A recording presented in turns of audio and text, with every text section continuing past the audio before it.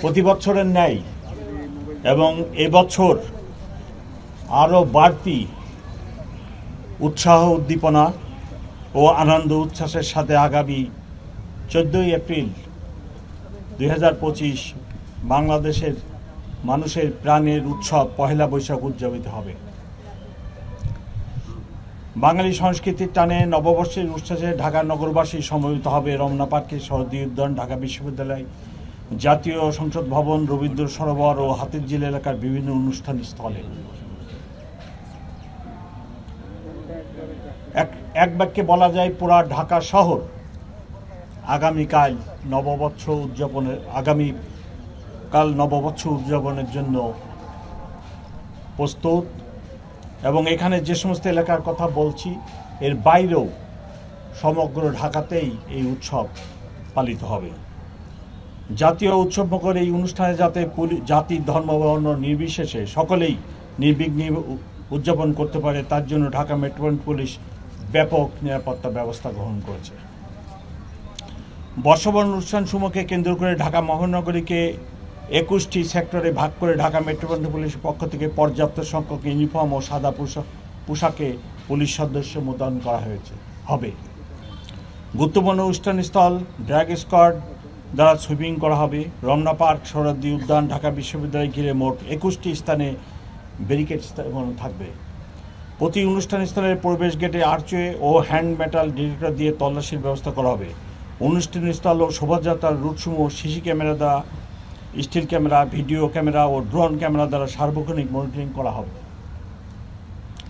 অনুষ্ঠানস্থলের চারপাশে ও শোভাযাত্রার রুটে পর্যাপ্ত পরিমাণ পিকেট, ফুড, পেট্রোল ও লাইনিং ব্যবস্থা থাকবে। ডিবি, সিটিটিসি পর্যাপ্ত সোয়াট সংখ্যক পুলিশ সদস্যগণ সাদা পোশাকে মোতায়েন থাকবে। ইফটিজিং, ছিনতাই, অপহরণ প্রতিরোধে সাদা পোশাকে পুলিশ দল মোতায়েন থাকবে। রমনা পার্ক, শরৎ উদ্যানের অভ্যন্তরে লস্ট অ্যান্ড ফাউন্ড সেন্টার স্থাপন করা হয়েছে, সেখানে মাইকিং ব্যবস্থা থাকবে। গোয়েন্দা নজরদারি বৃদ্ধি ও সাইবার পেট্রোল সহ নববর্ষ কেন্দ্রিক অপপ্রচার রোধে সামাজিক যোগাযোগ মাধ্যমে যে কোনো অপতৎপরতা মনিটরিং করা হচ্ছে। সম্মানিত নগরবাসীগণ, আপনাদের নিরাপত্তার স্বার্থে তল্লাশি কাজে আইনশৃঙ্খলা রক্ষা বাহিনীর সদস্যদের সহায়তা কামনা করি। অনুষ্ঠানস্থলে কোনো প্রকার মুখোশ, ব্যাগ, ধারালো বস্তু ও দাহ্য পদার্থ নিয়ে না আসার জন্য অনুরোধ করছি। নির্ধারিত সময়ের মধ্যে অনুষ্ঠান শেষ করতে হবে এবং অনুষ্ঠান স্থল ত্যাগ করতে হবে।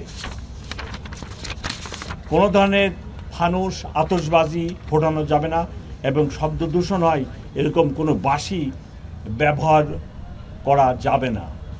বর্ষবরণকে কেন্দ্র করে কোনো বাণিজ্যিক পণ্যের বাজারজাত করা যাবে না, বিশেষ করে শোভাযাত্রায় এবং অন্যান্য যে সমস্ত প্রোগ্রাম আছে সেই সকল প্রোগ্রামে। রমনা বটমূলে ছায়ানটের অনুষ্ঠান সকালে শুরু হবে এবং তাদের দ্বারা নির্ধারিত সময়ে শেষ হবে। উক্ত অনুষ্ঠানে 3টি গেট দিয়ে কেবল প্রবেশ করা যাবে। অনুষ্ঠান থেকে কেবল বের হওয়ার জন্য 2টি গেট ব্যবহার করা যাবে। আমি যেনারা ছায়ানটের প্রোগ্রামে আসবেন ওনাদেরকে আমি রিকোয়েস্ট করব, বিশেষ করে যিনারা বেগম সাহেবদের মহিলা নিয়ে আসবেন, সাথে শিশু নিয়ে আসবেন, তারা যেন অত্যন্ত সতর্কতার সাথে ভিড় এড়িয়ে প্রবেশ করেন এবং নির্ধারিত মহিলা ও শিশুদের জন্য যে গেট আছে সেই গেট দিয়ে অনুষ্ঠান শেষে বাইরে চলে যান। শরৎ উদ্যানের পরিবেশনে 3টি গেট দিয়ে প্রবেশ করা যাবে এবং বের হওয়ার জন্য 3টি গেট ব্যবহার করা যাবে। রমনা পার্ক ও শরৎ উদ্যানে বিকাল 5 ঘটিকা পর্যন্ত প্রবেশ গেট দিয়ে প্রবেশ করা যাবে। বিকেল 5 ঘটিকার পর সকল গেট বাহির গেট হিসেবে ব্যবহৃত হবে। শোভাযাত্রার সময় শরৎ উদ্যানের পশ্চিম পাশে চারুকলার অপোজিটে যে গেট আছে এই গেট বন্ধ থাকবে এবং এই গেট দিয়ে তখন কোনো মানুষ রাস্তায় যেতে পারবে না। বর্ষবরণ শোভাযাত্রা 14 এপ্রিল সকালে শুরু হবে। শোভাযাত্রাটি চারুকলা হতে শুরু হয়ে শাহবাগ মোড়, টিএসসি, শহীদ মিনার, দোয়েল চত্বর, বাংলা একাডেমি, টিএসসি হয়ে পুনরায় চারুকলায় গিয়ে শেষ হবে। শোভাযাত্রার পুরো রুটটি নিরাপত্তার চাদরে ঢাকা থাকবে। পাশ থেকে বিকল্প পথে শোভাযাত্রায় প্রবেশ করা যাবে না। শোভাযাত্রায় যিনারা যোগদান করতে চান তাদের জন্য আমরা একটি ম্যাপ এবং রুট নির্ধারণ করে দিয়েছি। এখানে শোভাযাত্রার শুরু থাকবে, হেড থাকবে চারুকলার সামনে এবং টেল ভিসি মহোদয়ের বাংলোর সামনে থাকবে। এখানে বিভিন্ন ধরনের আইটেম থাকবে, আপনারা জানেন প্রতি বছর যেটা হয়। আমরা শোভাযাত্রা যখন হবে তখন এদের মাঝে যে রুট আমি বললাম, এই রুটে কেউ মাঝখান দিয়ে শোভাযাত্রায় প্রবেশ করতে পারবেন না। শোভাযাত্রায় যারা যোগদান করবেন তাদেরকে শাহবাগ মোড় থেকে অথবা এই ছায়ানটের প্রোগ্রাম শেষে যেনারা শোভাযাত্রায় যেতে চান তাহলে তাদেরকে এখান থেকে শাহবাগ মোড় হয়ে কাঁটাবন মসজিদ, কাঁটা মসজিদ থেকে লেফট টার্ন করে নীলক্ষেত মোড় থেকে লেফট টার্ন করে ভিসি মেয়েদের বাংলোর সামনে যে শোভাযাত্রার টেল থাকবে ওইখানে যোগদান করবেন। কেউ যদি ফার্মগেট থেকে আসেন তাহলে তাকে ফার্মগেট সোনারগাঁ ক্রসিংয়ে এসে ওখানে স্লাইড রাইট টার্ন করে হাতিপুল হয়ে কাঁটাবন হয়ে একই রুটে ভিসি মহোদয়ের বাংলোর সামনে টেলে যোগদান করবেন। কেউ যদি বাংলা মোটরের দিক থেকে আসে, বাংলা মোটর থেকে শাহবাগ মোড়ে আসবেন, আসে ওখানে রাইট টার্ন করে কাঁটাবন মসজিদ হয়ে একই রুটে ওখানে যাবেন। পলাশির এই দিকে থেকে আসলে পলাশির মোড়ে হয়ে আসবেন, চাঙ্কারপুল থেকে আসলে ফুলার রোড ওই দিক দিয়ে পলাশির মোড় হয়ে নীলক্ষেত মোড়ে এসে রাইট টার্ন করে ভিসি মহোদয়ের বাংলোর ওখানে যে টেল ওইখানে যোগদান করবেন। এই হলো আমাদের শোভাযাত্রায় যোগদানের জন্য এই রুট নির্ধারণ করছি আমরা।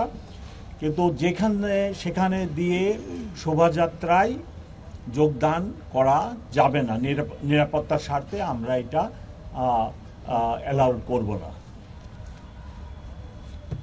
বাংলা নববর্ষ উদযাপনের দিন কতিপয় সড়কে যানবাহন চলাচল নিয়ন্ত্রণের লক্ষ্যে বিভিন্ন পয়েন্টে ডাইভারশন ব্যবস্থা থাকবে।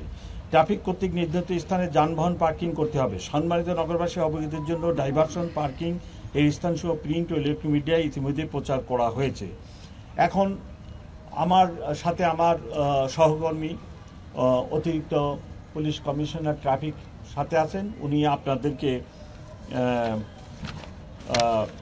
আপনাদেরকে ট্রাফিক সম্পর্কে 1-2 মিনিট বলবেন।